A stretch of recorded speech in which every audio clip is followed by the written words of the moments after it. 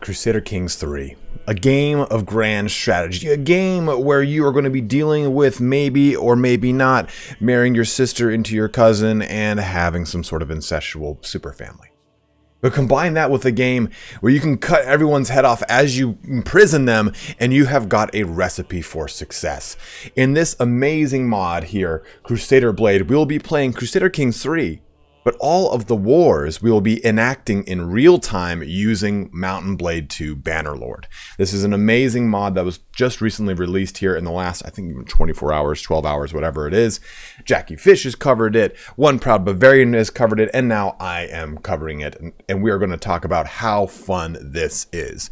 And we're going to start here on the Crusader Kings 3 side, and then it's going to transition into Bannerlord, and we'll be able to play out an actual battle in the Bannerlord engine before jumping back into Crusader Kings 3. Now, in my typical fashion of kind of upfronting knowledge in my videos, let me give you just a really quick review of it, in my opinion. And I think it's absolutely awesome because it's super easy. I mean, the game doesn't really necessarily bog down when I play as either Crusader Kings 3 or as Bannerlord.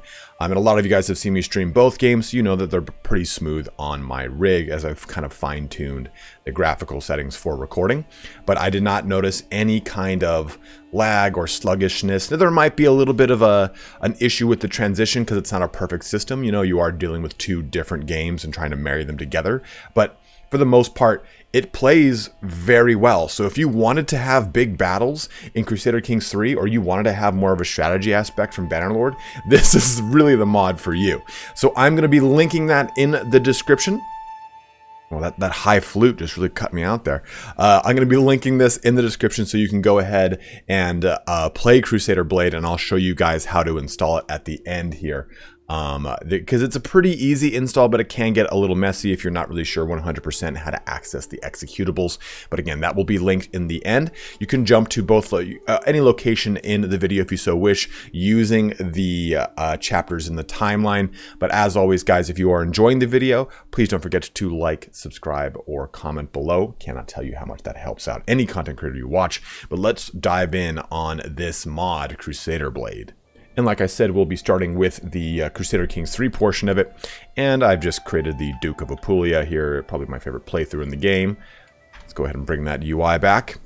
And we're just going to jump really quickly into a war. We're not even going to get fancy with this. Let's just declare war. And this will bring all of your mods into both games. Sorry. It'll bring all of your mods into Crusader Kings 3.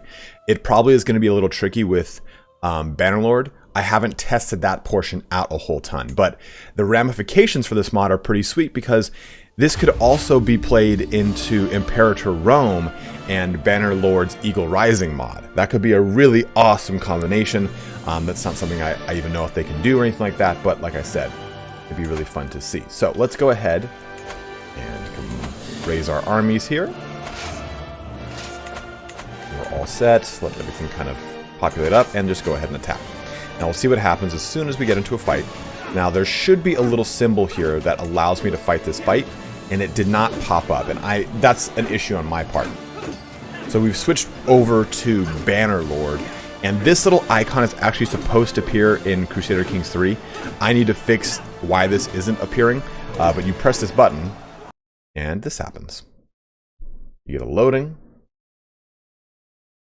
Wait for it. And wabam, you get the entire army you had into this army. You have Duke Robert's army, Robert Guiscard. You get all of his knights represented as individual people in this party. And then you get the Huscarls that I had and the levies that I had represented in this faction as well. And you can see them all right there. Right? Here's all of our levies, and it's pretty sweet. And you see the Huscarls in the back of that line as well. And then on the other end of the line, you get the enemy.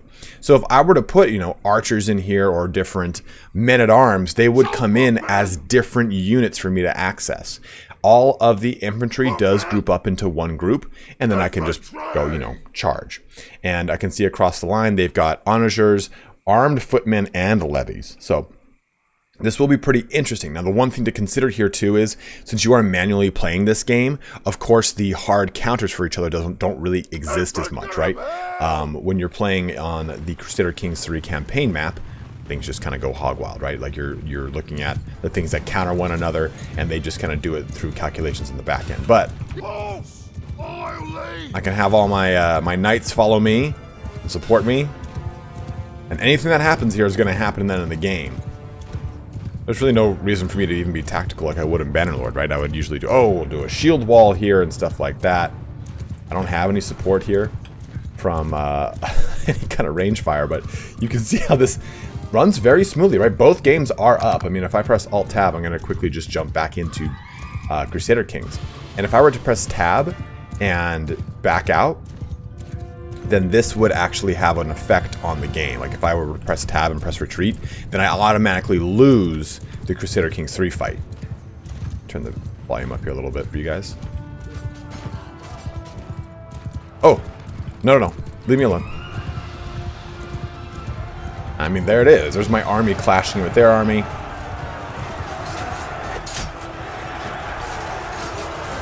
I did set the... Oh, I just hit their enemy general. So we'll see the ramifications in the actual game for that. And am I writing down levies in the back line? Absolutely. Why would I not? I'm Robert G.Skills. And I hit an onager. This is not looking well for Robert.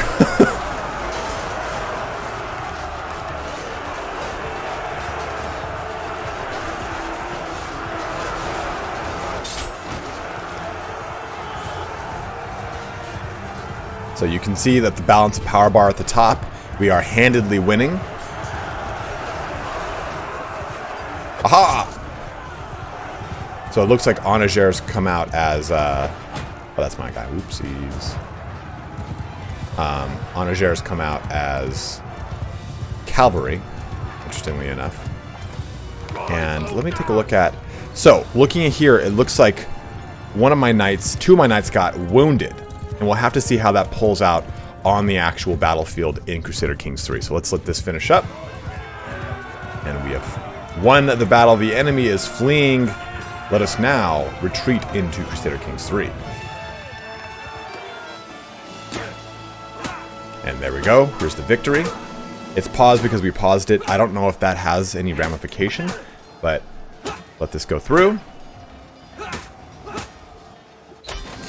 Okay. So, pausing the game one more time. Let's go back to the victory and let's look at the details. And this balance of power bar is very similar to what we had, right? A very similar balance of power bar in the other screen. Going through this menu here, we can see that... So it looks like the wounded on this screen is not represented in the game. This gentleman included. Remember, we hit and killed him. Well, we knocked him out. The little white skull in Bannerlord means that he was knocked out versus a red skull meaning he was killed.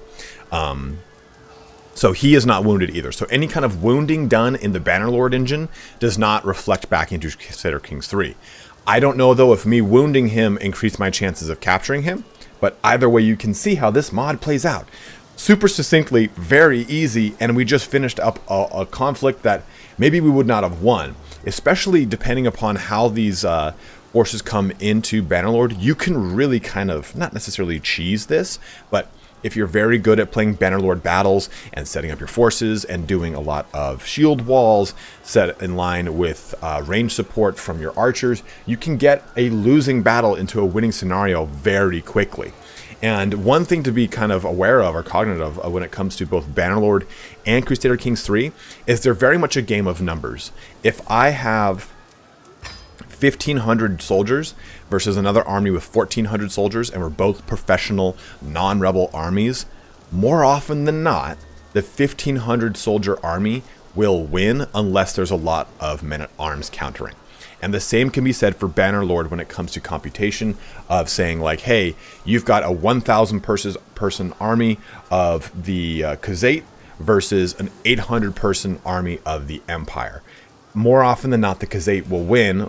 Okay, maybe that wasn't a best example because of horse archers, but let's just say Sturgia and Empire. Sturgia will win because of the ability to wrap around the sides, flanks, and rear of a unit, thus delivering more damage to them. So since both games kind of work on that functionality, having Crusader Blade to kind of balance that out and have you actually fight a true representative fight battle is amazing. And I'm so stoked on this mod. So I'll be showing this off through streams. I'll be showing this off through some other videos. There's a lot of really cool ways that this can be integrated.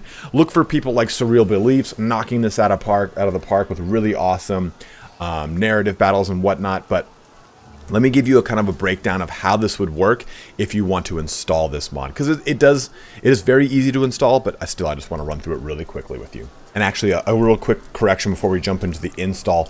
If you do kill or wound anyone on the battlefield in Bannerlord, it increases the chances of them either being wounded, captured, or killed in Crusader Kings 3. I quickly looked that up after I spoke about that because I was really wondering about it. It didn't make much sense to me. So, yeah, if you do actually do any of that in Bannerlord, it increases the chances. Hence why we have captured Muhammad, which we probably would not have otherwise, or we would have gotten lucky if we did. So nice to know how the actual killing and wounding works in Bannerlord, and cool to see it brought into the ramifications of Crusader Kings 3. But just want to cover that really quick before we jump into the install. So here's the webpage for Crusader Blade, which I'll have linked in the description, like I said, and it gives you a really easy rundown of how to install. And basically what you're going to be doing is enabling the executable for Bannerlord and for CK3 in the program you're going to install. And once you do that, you just press play and it pretty much takes care of the rest for you. We're going to run through really quickly how to find those executables.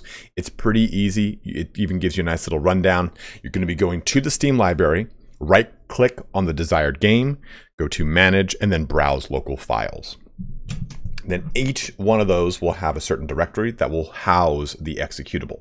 For CK3, it's in the binaries folder. Look for CK3 or for CK3, and then for Bannerlord, it's in the bin folder. So they're pretty easy to find. And once you find them, you'll use that path and give it to the mod. So a quick little breakdown. We're going to bring up CrusaderBlade, double click that. And it's a zip file. You're just going to, what's it called? Extract it into a folder for yourself, and you'll get this. Here's Crusader Blade. It even tells you the Mountain Blade and the CK3 version you're going to have active. Like, for example, I had 1.65 active. I had to jump down to 1.64. And you then can set the maximum battle size. I had it at 1K, and you can set your language. Mine is English because I only know English.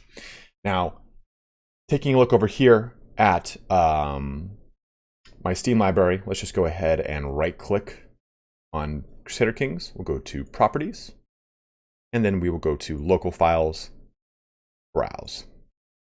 Then that will give us this. So then go into Binaries, and you can see that this is where the executable is. Very easy. So click this location, Control C, that you've copied that location, and then you go over here to Path to CK3 Executable. Click that little folder icon. And you can just press this I'm sorry, is that the right one? Yeah, CK3. You can just paste that destination up here, press enter, and there you go. You are set. You just go ahead and select the CK3 executable, press open, and it will pop into that slot. And it's the same thing for the Bannerlord executable. We'll go through that really quick too. Right click Bannerlord, go to Properties, go to Local Files, go to Browse, into Bin, into Win64 shipping client, and then there you go. You're going to copy that path, click back over to the mod, click the folder, paste the path, and you'll find your executable. Press open, close all that action, and then from there you just simply press play. That's all you need to do. Now, if you run into the issue that I had with the location of the battle icon, this is how you're going to fix that. Right click twice on the battle icon, and then the icon will go into edit mode and become translucent. The left mouse button, raise the icon up, right mouse button, lower the icon down. Double right click again to exit edit mode. Now, the reason I had to swap over to Bannerlord by pressing Alt Tab and then pressing the battle button was because Mountain Blade 2 was not in borderless full screen. It was in just normal full screen. So you want to make sure you are in borderless full screen in both games before you do this, just so way it can actually swap between them properly. Because if you do, then it'll look like this. The battle icon will be right here on the balance of power bar, and you are just good to go.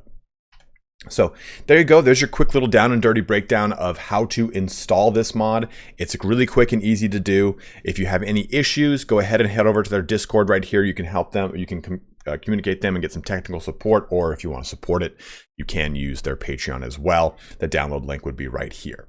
One thing to kind of note here, and one proud Bavarian articulated it very well, is that you can kind of break the rules of CK3 when you're doing this, because you can basically prevent an army from reinforcing by forcing the battle immediately into Bannerlord, whereas in CK3, of course, would take weeks and months. So use your own discretion of whether or not you should do that. He was saying use the rule of cool, and again, I totally agree. If you're answering for a battle, just press the button, and you will get carried away with doing every single little battle on the battlefield, because it is just so fun to play through a CK3 style battle in Bannerlord. But as always, guys, thank you so much for watching here today. You can find the link once again in the pinned comment and the description for Crusader Blade. I'm very stoked to show this off in some stream gameplay that we'll probably do later this week. Be on the lookout for more Warhammer 3, CK3, Bannerlord, and Age of Empires 4 content, though, coming this week as well. And as always, have a good one and take care.